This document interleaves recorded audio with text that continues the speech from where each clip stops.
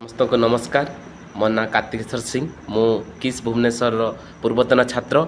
मु 2011 मसीह 2019 मसीहा पर्यटन किस पढ़ुली। षष्ठ श्रेणी आडमिशन करी और +2 साइंस मु पास आउट होती। किछि दिन तले जो एक दुखद घटना घटी किट यूनिवर्सिटी जड़े नेपाली छात्र मृत्यु घटी से मु बहुत दुखित।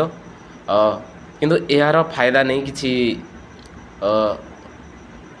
खराब लोक जो मैंने किट एवं किस प्रतिष्ठाता डॉक्टर अच्युत सामंत सार को निंदा करुचंती एवं तांको नारे मिथ्या अपप्रचार करुचंती। किट किस ना को बदनाम करुचंती। मु से मानक अनुरोध करी आपण मैंने ए सब करिया पई केबे इच्छा प्रकाश करंतु नहीं, जोड़ा कि आम मन बहुत कष्ट दउछि। आम मैंने एई कॉलेज स्कूल आम पाठ पढ़ी आज समाज गोटे भल जगार पहुँची पारिछु, किंतु जो आम पढ़िया भितर कौन असुविधार सम्मुखीन होना।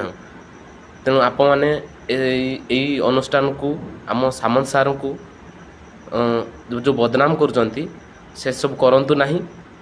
आम एथिपाई मु आम भारतर राष्ट्रपति द्रौपदी मुर्मू मैडम को अनुरोध करी,